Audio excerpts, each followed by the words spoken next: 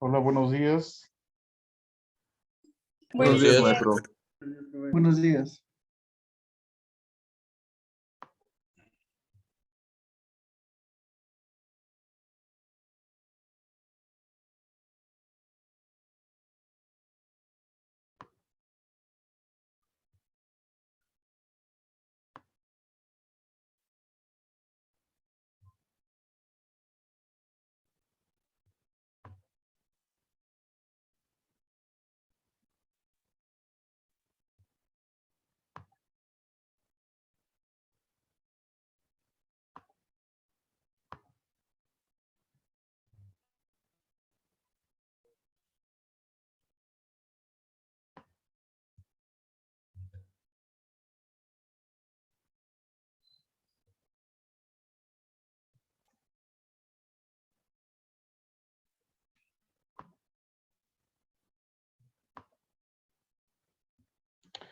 Bien, buenos días a todos jóvenes, pues vamos a iniciar con nuestra sesión de hoy.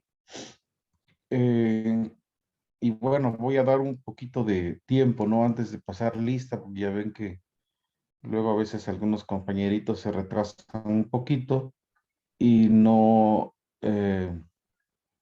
y vaya, o sea, y esta situación es así con estas, cuestiones del internet, ¿no?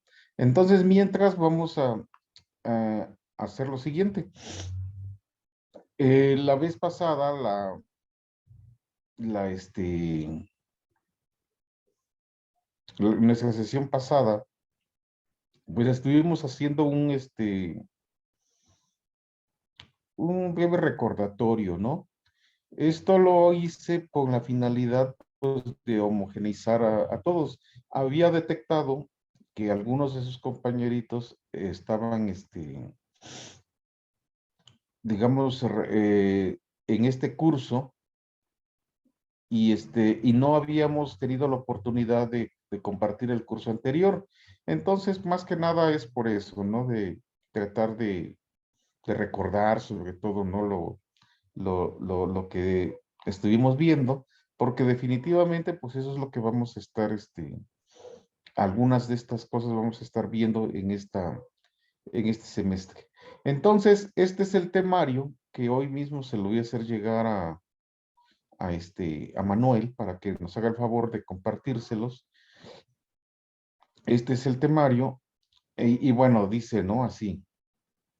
Si ustedes recuerdan, pues sus materias, pudiéramos decir, sus asignaturas, pues están en diferentes áreas. Algunas están en el área básica. Por ejemplo, la bioquímica en sí estaba como un área básica.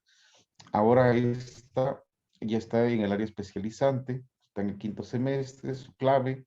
eh, y bueno, aquí los conteos en lo que se refiere a horas por semana, horas por semestre y los créditos. Quiero que por favor, pues lean todo esto si son tan amables, ¿sí? Yo aquí nada más se los estoy presentando, esto se los voy a hacer llegar. Quiero que por favor lo lean con detenimiento. Y pues vamos a hacer lo siguiente, vamos a ir eh, teniendo un espacio de nuestras, con eh, con lo que habíamos iniciado, que era una, este, una recopilación de lo que habíamos visto en el semestre anterior, pero también tenemos ya que ir pues viendo algunas cosas de este semestre, ¿verdad?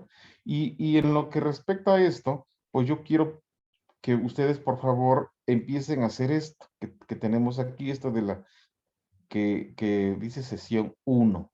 Esto ustedes sí lo pueden copiar ahorita mismo, ¿sí? Que se vaya trabajando en estos dos, en lo que refiere a la sesión 1 y sesión 2, ¿sí? Es una normatividad, ¿sí? Tal y como lo dice aquí, la 15.189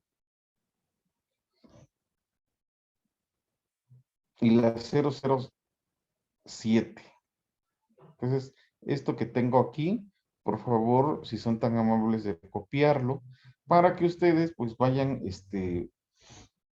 investigando acerca de estas normatividades. Entonces las pueden bajar pues en internet y ahí pueden y tenerlas, ¿no? Entonces, más que nada son, como su nombre le indica, nos dictan normas acerca de de los laboratorios clínicos y acerca de sus, este, de un buen uso, ¿no? De, este, de las prácticas que se llevan ahí en él.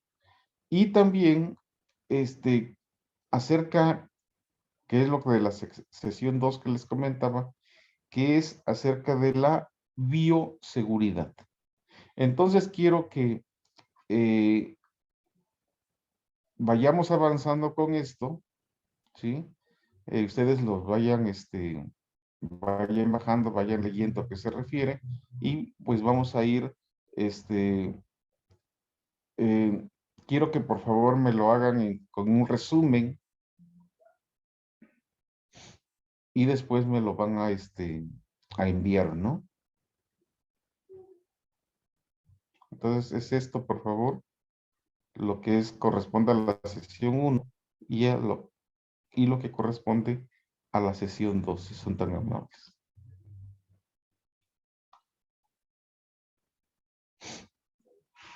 No sé si ya hayan copiado para salirme de aquí. Ya, profe. Ya, profe. Ok. Disculpe, profe, se me cortó el internet. Se lo vamos a enviar, te lo vamos a enviar. Disculpe. Sí, O no escuché bueno, esa parte. ¿perdón? Bueno, no escuché la parte del trabajo, solo Ah, donde se lo vamos a sí, enviar.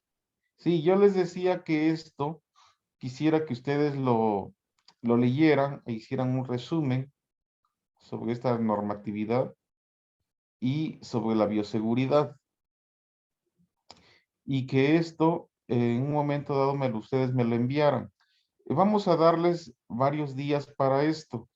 Quiero comentarte que nosotros trabajamos con Classroom y bueno, ya yo ya les diría los datos para que ustedes me lo hagan llegar.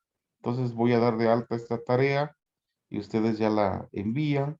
Lo que sí es importante aquí es que, por ejemplo, con el semestre pasado, bueno, en el semestre pasado, una de las experiencias que tuvimos fue que algunos de esos compañeritos no respetaban las fechas y horas para entregar las tareas. Entonces era un problema porque pues me aparecía que no las entregaban y bueno, ellos juraban que sí y cuestiones de ese tipo.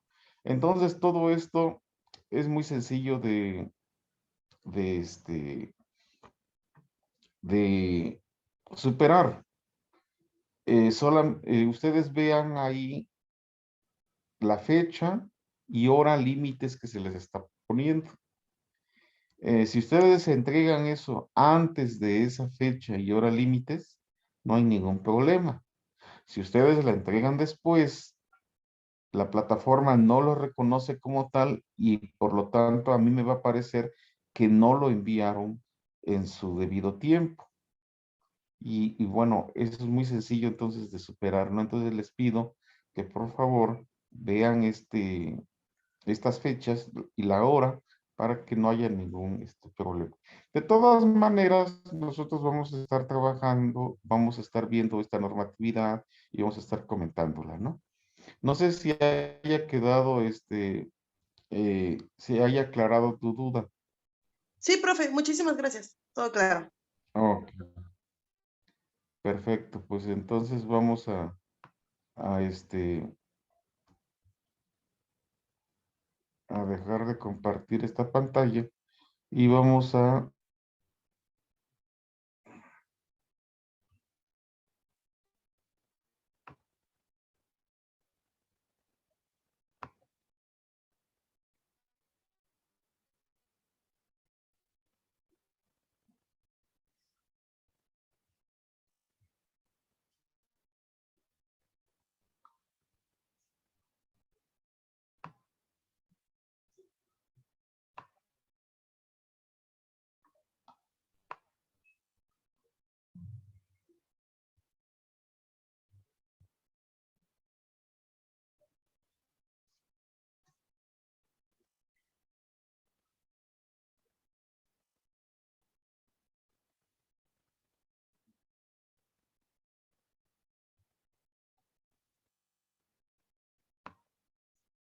Permítanme un momento, ¿no?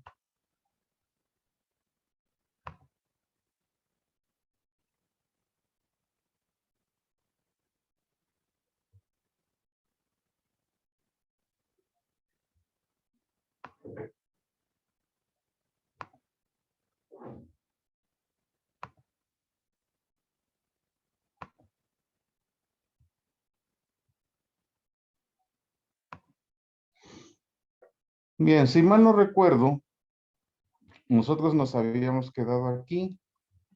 Estábamos viendo lo de las proteínas. Voy a regresarme un poquito. Bueno, sí, voy a regresarme un poquito acá. Y decíamos que, por ejemplo, esta era la estructura de la insulina. Que la insulina, bueno, pues está formada por dos cadenas. Aquí tenemos la primera y la segunda. Entre esta cadena que tenemos acá, la A, está unida a través de un puente disulfuro. Acuérdense que yo les comentaba que estos puentes disulfuro pues son muy importantes para las proteínas, ¿no? Entonces aquí tenemos dos cisteínas, forman el puente disulfuro, ¿sí? Pero que bueno, esto va a unir a la cadena A entre ellas, ¿no? O sea, en sí misma. Sin embargo, podemos observar que hay una unión entre la cadena A y la cadena B mediante dos puentes disulfuro, que es este y este. Entonces, son muy importantes estos puentes disulfuro y es lo que habíamos comentado. Habíamos dicho entonces que, por ejemplo, las proteínas pues están estructuradas, es decir, hay en ellas la estructura primaria, secundaria, terciaria y cuaternaria. Por ejemplo, la primaria, pues no es otra cosa más que la secuencia de aminoácidos.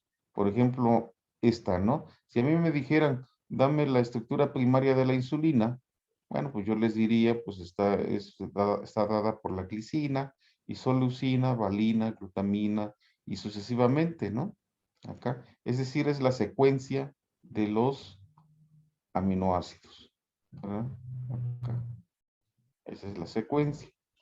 Es decir, con cuál inicia y con cuál termina, ¿no?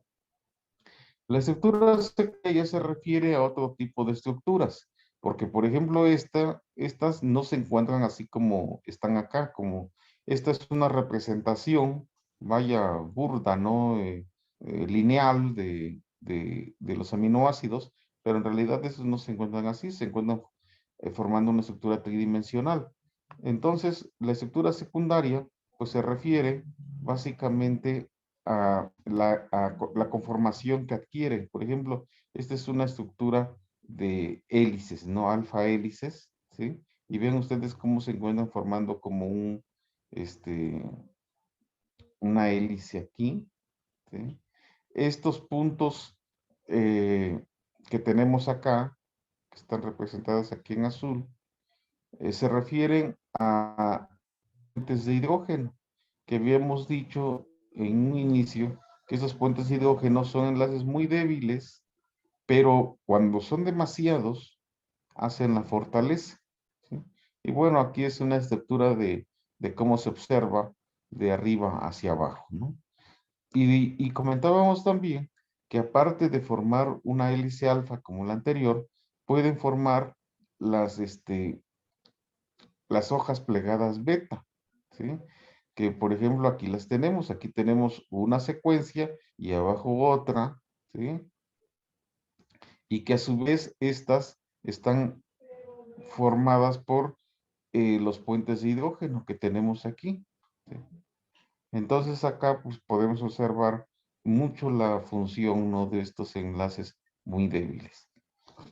También, bueno, aquí les dejé una tarea en ese momento a sus compañeros que buscaran la anemia falciforme. La anemia falciforme, bueno, es una anomalía que ocurre porque en la estructura de la hemoglobina hay el cambio, la sustitución de un solo aminoácido.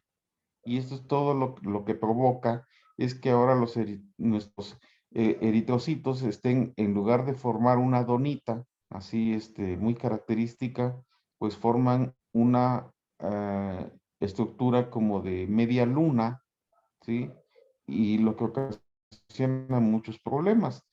Comentábamos que, bueno, esto fue por una situación de que en los países donde se da mucho la malaria, moría mucha gente y para contrarrestar esta situación hubo ese cambio de aminoácidos. Ahora los que tenían ese cambio eran más resistentes a la malaria. Sin embargo, cuando dos personas con estas características tenían descendencia, la descendencia podía ser muy factible de que padecieran de esta anemia falciforme. En México, pues no es muy frecuente, dado que esta anemia falciforme afecta principalmente a las personas de morenas, ¿no? De eh, de color. Bien, Doctor, pues entonces ¿perdón? ¿puedo opinar algo, complementar algo ahí al respecto? Bueno, tengo una duda, de hecho, ahí esa anemia falciforme, ¿no sería más bien el rasgo falciforme? ¿No es, o es diferente a una anemia hemolítica drepanocítica?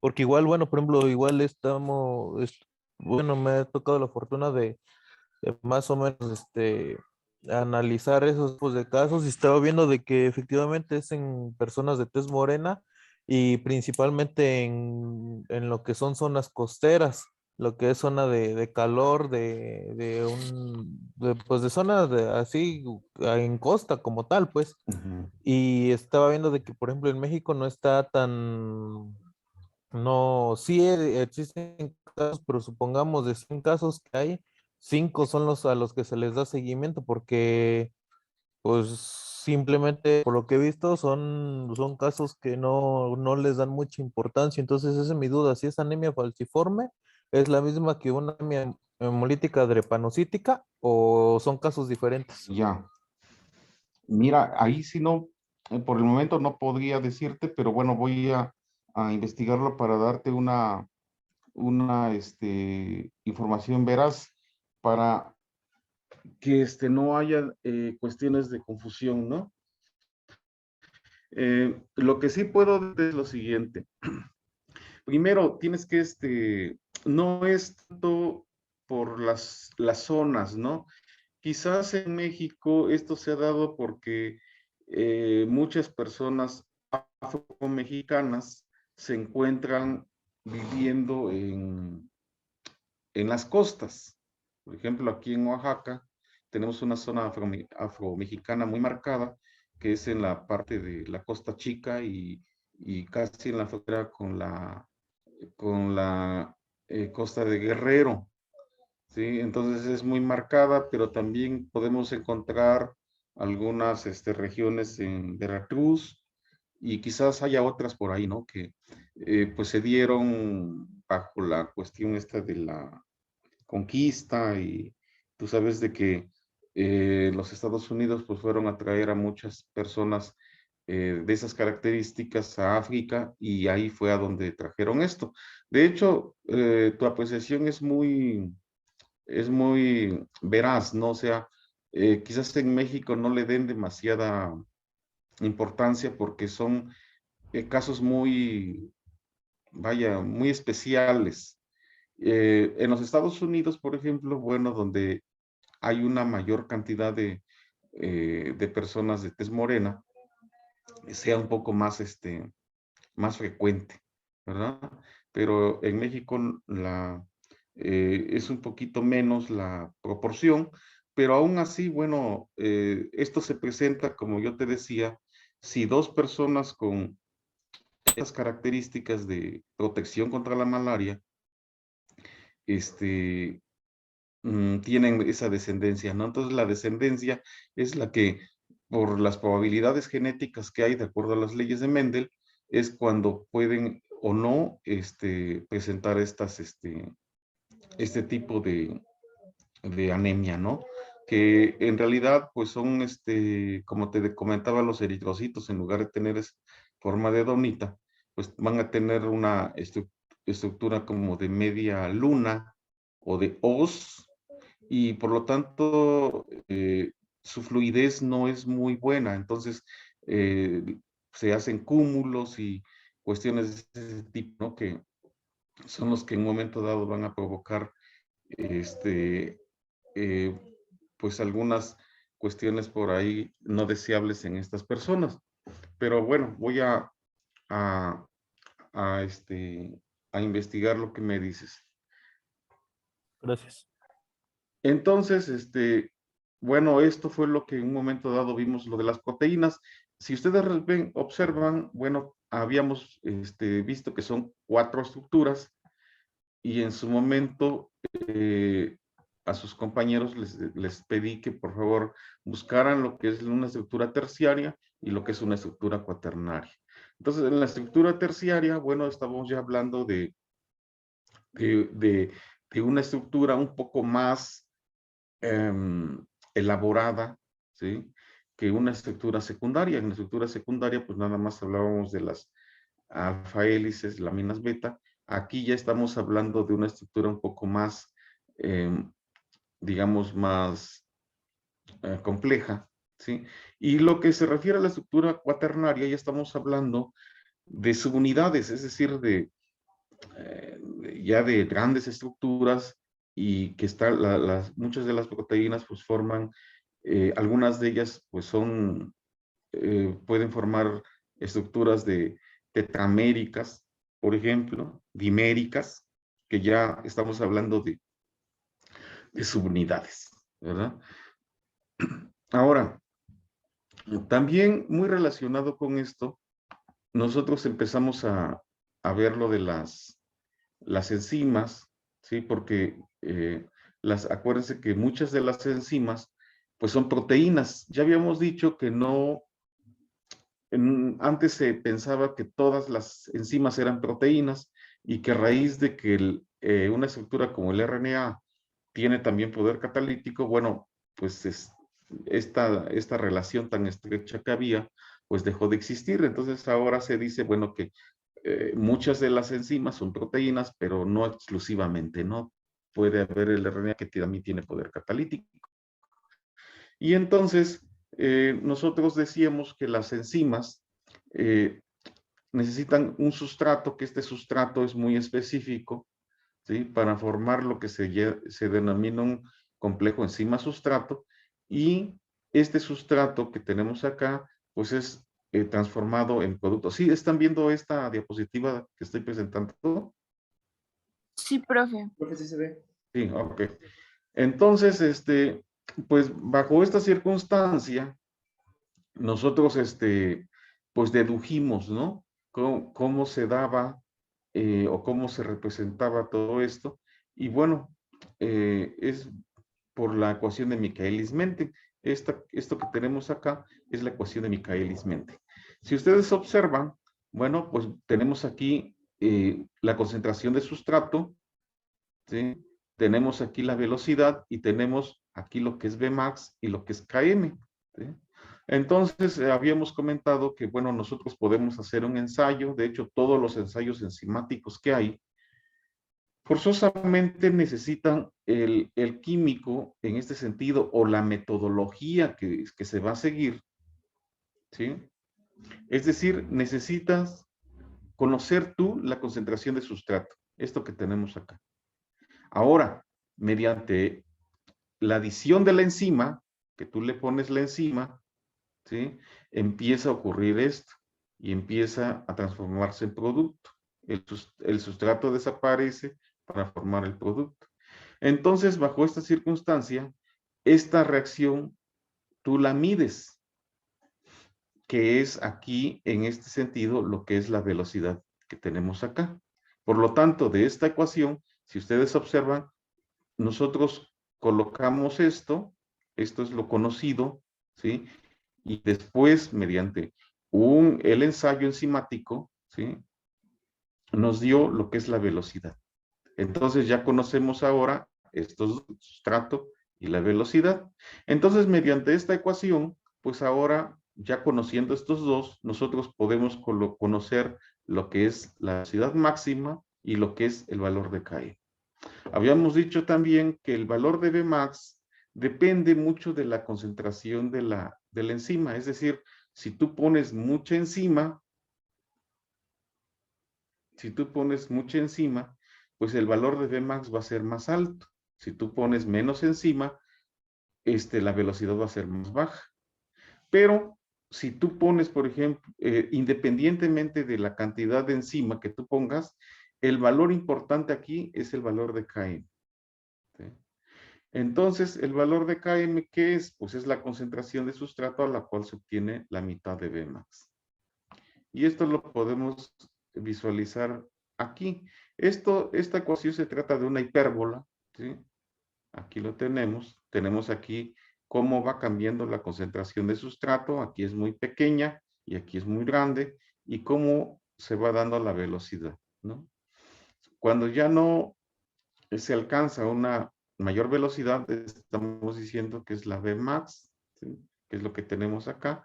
Y si ahora nosotros observamos y a esta cantidad que tenemos acá le sacamos la mitad, pues la mitad sería esto. Es decir, aquí es la mitad de Vmax.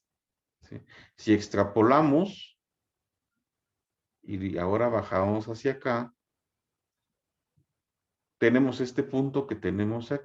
Y este punto precisamente es lo que denomina Km.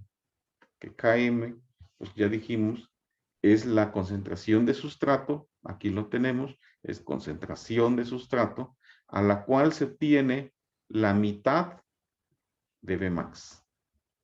¿Sí? Ahora, ¿por qué es importante esto? Bueno, es importante porque todas las enzimas tienen diferentes valores de Km. ¿Sí? Es decir, es como un valor único que tienen, todas ellas tienen diferentes valores de Km. En cambio, ya habíamos dicho que el valor de Vmax, pues es un valor que depende de la cantidad de enzima que tú pongas en el ensayo. Entonces es muy variable, porque alguien, por ejemplo, puede ponerle poquita enzima, alguien puede ponerle el doble o el triple, y entonces sus valores de Vmax van a ser alterados. En cambio, todos estos ensayos van a tener el mismo valor de Km, es decir, el valor de Km es un valor muy importante.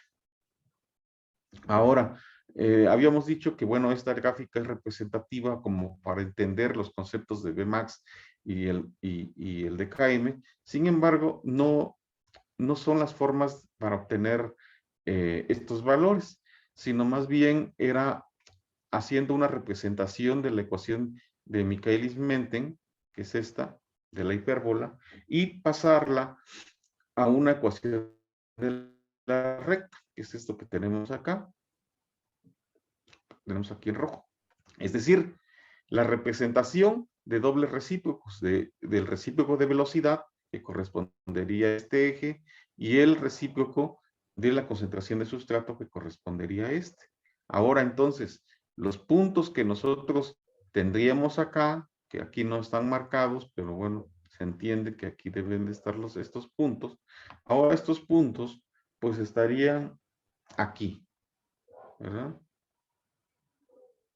Están acá, hacen una recta, pues aquí lo indica la ecuación, y ahora tenemos que poner interés en dos sitios muy, muy especiales. El intersecto con el eje de las Y, este que tenemos acá, correspondería al recíproco de velocidad máxima, y el intercepto con el eje de las X, ¿sí?, correspondería al recíproco del valor de K. Entonces, esta es la manera de obtener estos valores, que acuérdense que nosotros dijimos, nosotros colocamos la concentración de sustrato y mediante una reacción enzimática, nosotros observamos la velocidad y ahora gracias a esto tenemos estos datos y una vez que los tenemos, los podemos graficar y podemos así obtener los valores de Vmax y los valores de Km.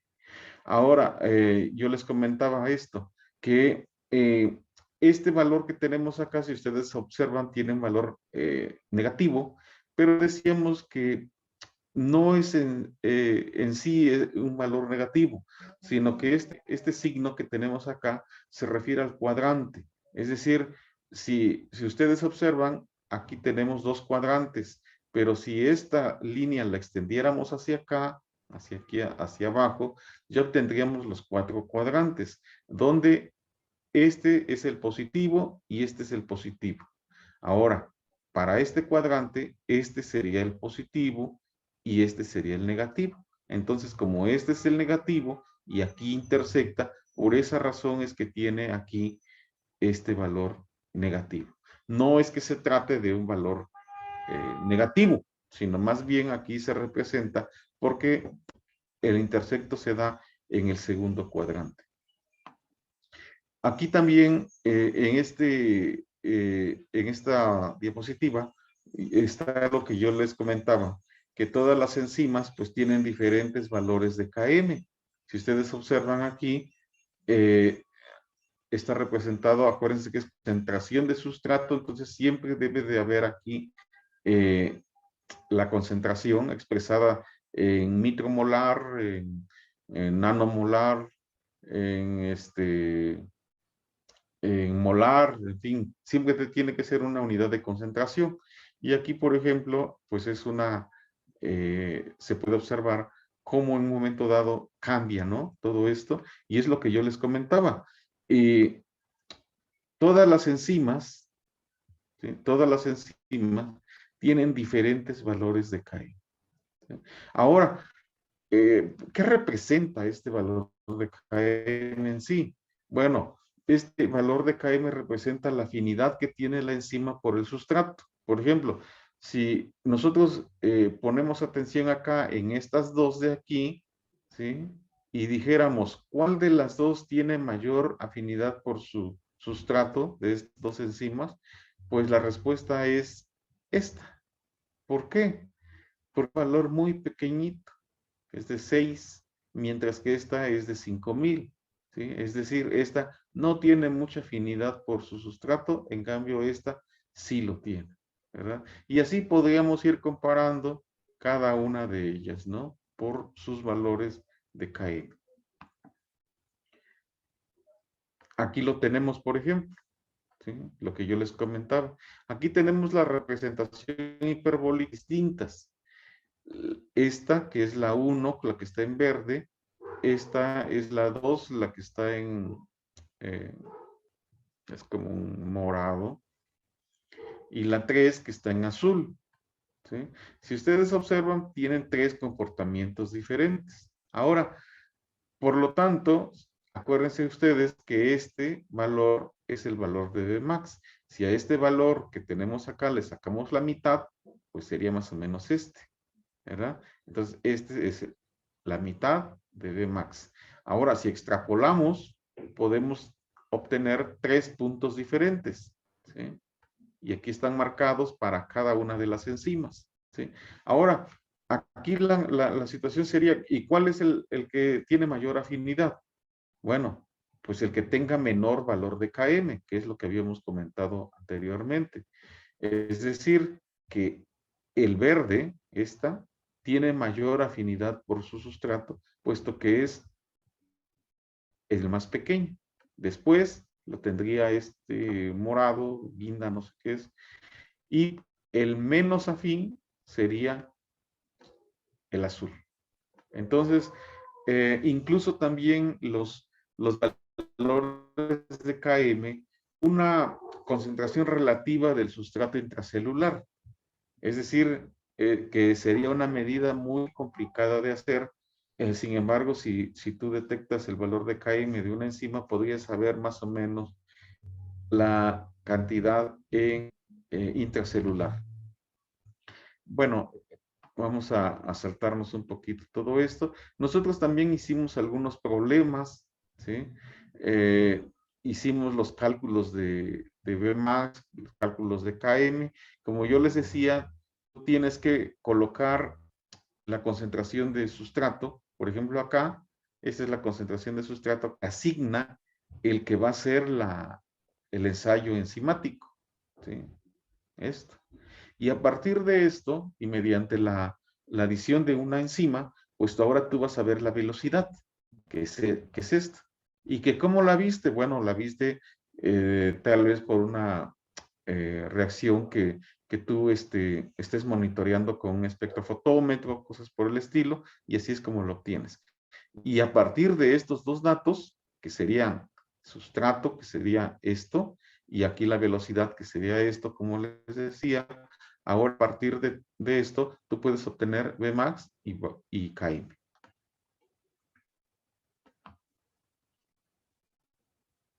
Aquí tenemos la otra representación.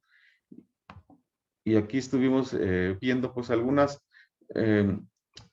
modificaciones, ¿no?, de todo esto para comprenderlo bien. Por ejemplo, la pregunta era, este es el valor de Km. Ahora, si nosotros consideramos que Km es la concentración de sustrato a la cual se obtiene la mitad de Vmax, la pregunta sería, si se duplica el valor de Km, ¿se llegaría a Vmax? Y la respuesta decíamos que era no. ¿Por qué? Si ustedes observan, este es el valor de Km. Si lo duplicamos, sería por acá. Si extrapolamos,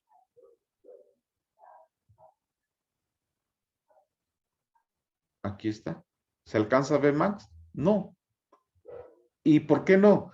Porque esto que tenemos acá es una hipérbola, no es lineal. Si fuera lineal, así sí. Por ejemplo, esto que tenemos acá, que es una reacción no enzimática, esta es lineal.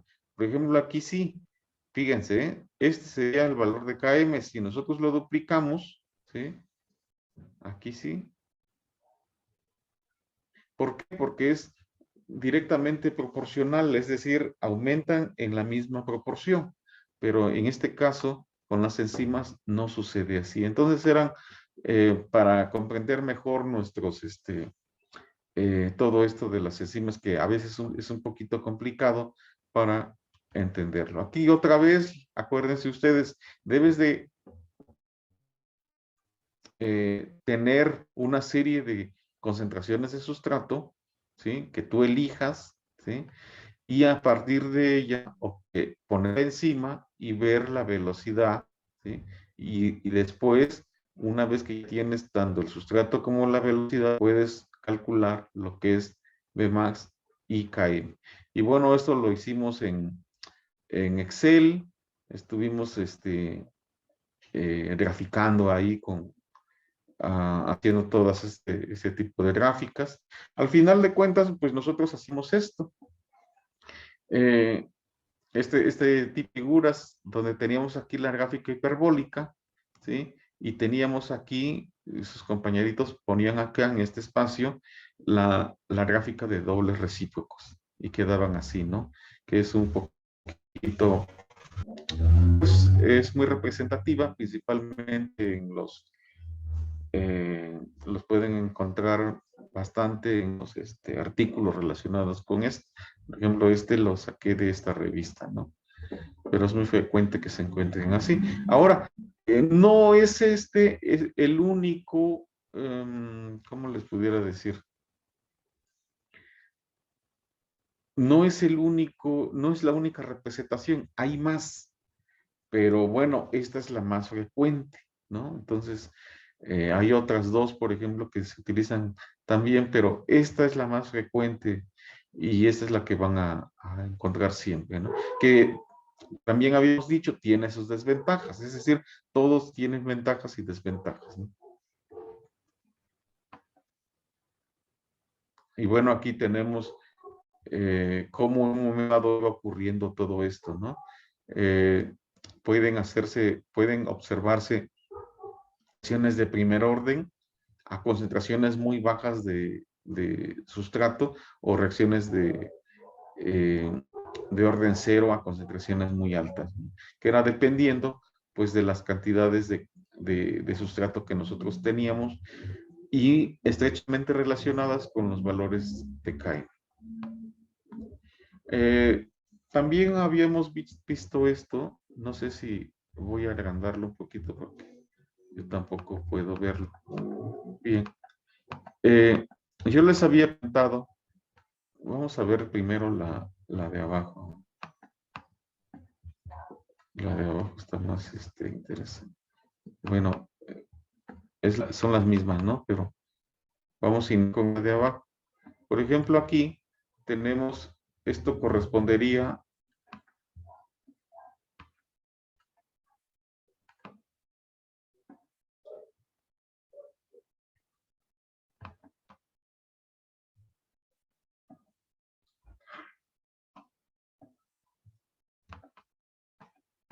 a ver, esto correspondería a lo que es la lactato deshidrogenasa. ¿Sí? Esto es un inserto que les llaman, ¿sí? Que es la determinación de la lactato deshidrogenasa.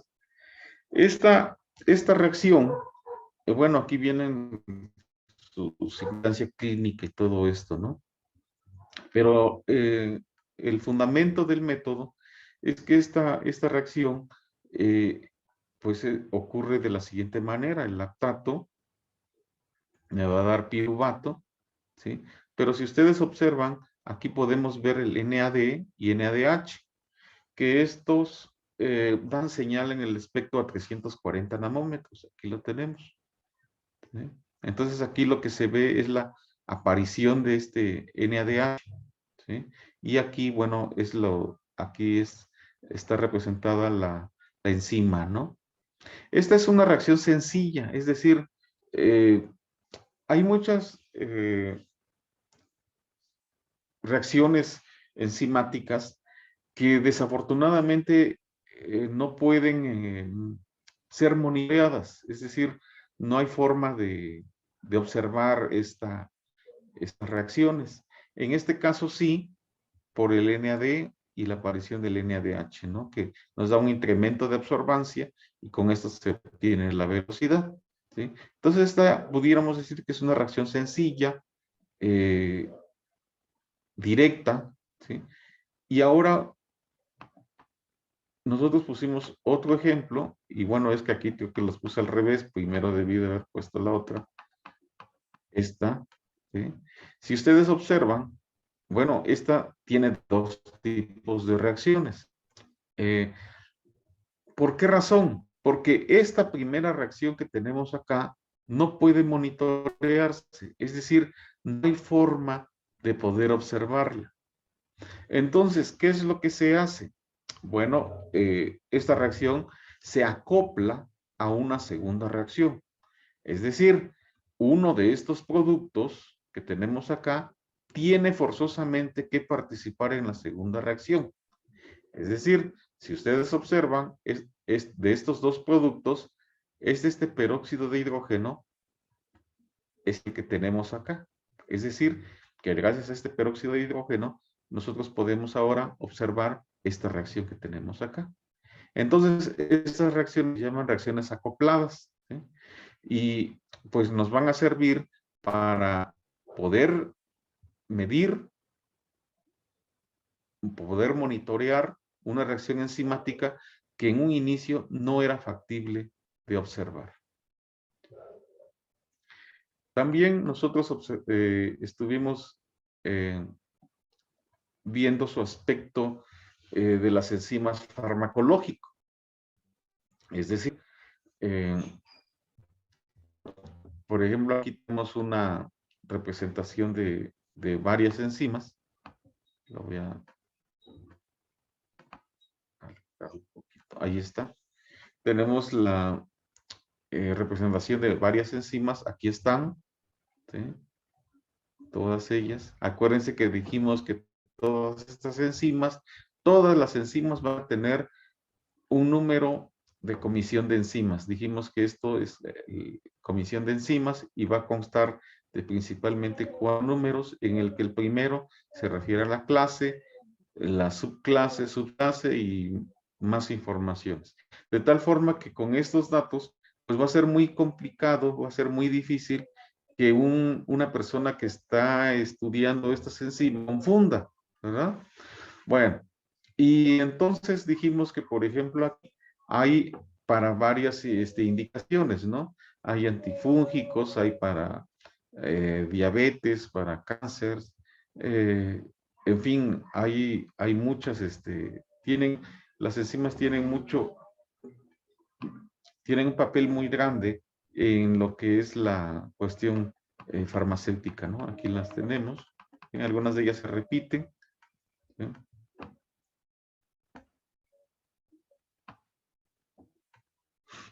Aquí está, ¿verdad? Y también tenemos pues el número de fármacos que hay, ¿no? Por ejemplo, hay algunos que solamente tienen uno, como ustedes pueden observar, pero algunos, por ejemplo, tienen 3 o más, ¿no? Por ejemplo, este tiene 17, este tiene 18. Y la pregunta sería, bueno, ¿y por qué estos tienen más? Bueno, todo esto es por la siguiente razón. Algunos de ellos quizás sean más efectivos, ¿verdad? Sean más efectivos por los ensayos que se hacen, sean más efectivos. Y acuérdense ustedes también que cuando es un fármaco, lo que se pretende es de que, si bien es cierto que soluciona alguna situación, pero también te pueden provocar efectos secundarios, ¿no? Entonces también es importante considerar esta situación y algunos de ellos, pues seguramente hay varios, algunos de ellos son mucho mejores que otros en el sentido de su efecto y que no tengan muchas reacciones de tipo secundario.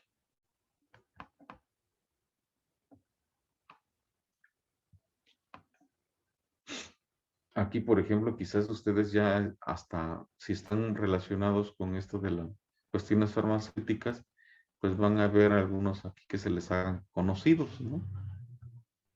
Por ejemplo, para las enfermedades incluso más, más frecuentes, ¿no? Por ejemplo, aquí, bueno, era el diseño de un, de un fármaco, ¿no? Aquí, por ejemplo, era sobre una ruta metabólica, ¿sí? Por ejemplo, para el cáncer, ¿sí? Bueno, para el cáncer, ustedes recuerdan que el cáncer, pues, no es otra cosa más que una división muy rápida, celular muy rápida, y por lo tanto, bueno, pues se van a necesitar cantidades de, de nucleótidos. Entonces, si tú bloqueas uno de ellos, pues tú vas a poder conseguir que esto en un momento dado, pues se detenga, ¿no?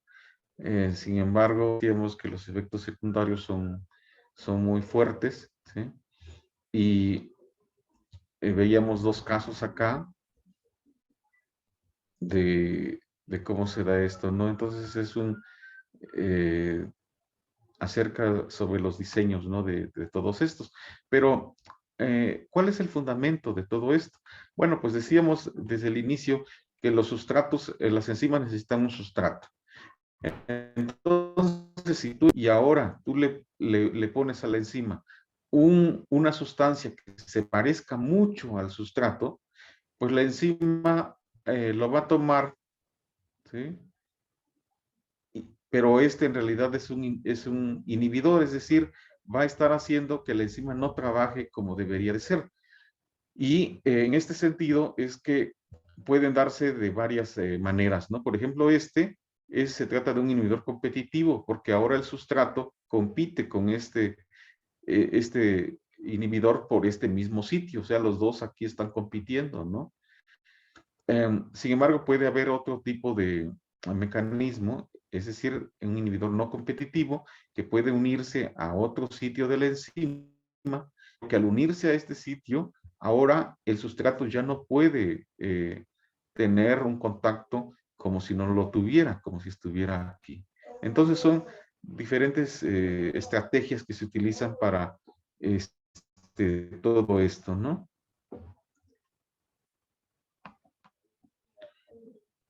Y bueno, aquí estuvimos viendo lo de los tipos de inhibidores, se dedujeron las ecuaciones para un inhibidor competitivo, todo eso tomando como base, pues, la deducción de ecuación de Michaelis-Menten que ya les había presentado.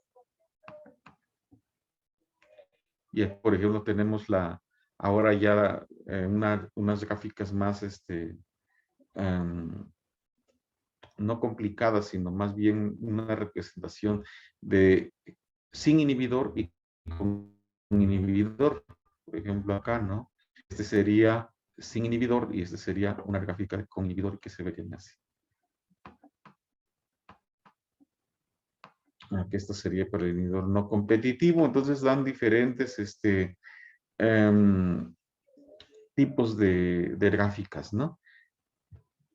Acá, por ejemplo, ya, si ustedes recuerdan, dijimos siempre cuando haces un ensayo, tú pones el sustrato y vas a ver las velocidades.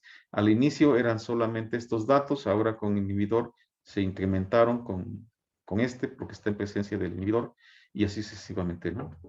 No es más complicado, simplemente vas añadiendo algunas otras gráficas. Por ejemplo, esta que parecería un poco más complicada, pues no lo es, sino más bien se refiere a las cantidades que tú estás colocando aquí de inhibidor, ¿no? Y aquí está, ¿verdad? Bien, pues vamos a dejarlo hasta acá, vamos a dejar con el efecto del pH y nos vamos a ver en la siguiente clase. Antes, por ejemplo, por favor, quiero que sean honestos. Resulta que Manuel me había enviado la lista anterior, la lista, pero después la borré y bueno, dije, se me olvidó guardarla y saber quiénes habían faltado la vez pasada. Si me pudieran decir quiénes faltaron la vez pasada, por favor. Yo falté, profe, porque no tenía internet. Sí, ¿cómo te Hernández apellidas? Barrios. Y no pude entrar a la clase. Sí. ¿Quién más? Eran dos. Yo, López García.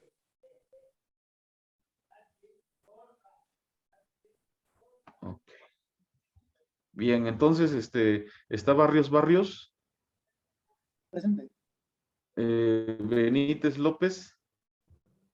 Presente. Truz Pía. Presente. Truz Flores.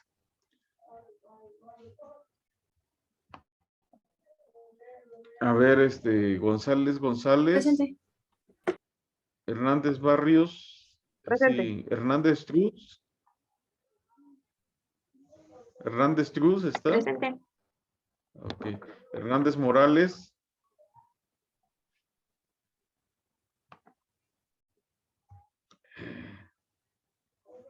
Hernández Velasco. López García, sí está. Hernández Velasco no está. Profe, dije Luis presente, soy García. Hernández Morales. Perdón, Es que sí dije Perdón. presente. López Vidal. Presente. López Vidal. Presente, profe. Aquí estoy. Luis García. Presente. Profe, yo sí estoy. Tú eres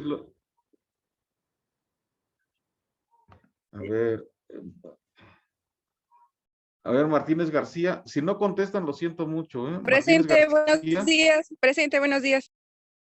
Martínez Yescas. Presente. Montes Merlín.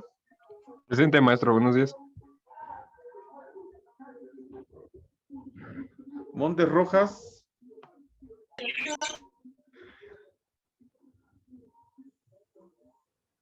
Montes Rojas sí está.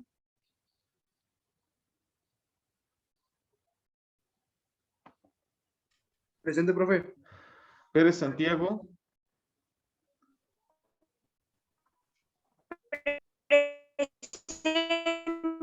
Sánchez Martínez. Sánchez Martínez. Sí, profe, aquí estoy presente. Santiago Sánchez. Presente. Velasco Santiago. Presente. Berea Sánchez. Presente. Ok, entonces tenemos 3 ausencias hoy. ¿Estábamos bien? No, profe, no me he quitado la falta y soy Hernández Morales, dije presente. Ok. Bien. Pues entonces nos vemos en la siguiente. Empiecen a trabajar con lo que les dije y bueno, fue un placer estar con ustedes. Hasta luego. Hasta luego. Hasta luego, doctor. Hasta luego, gracias.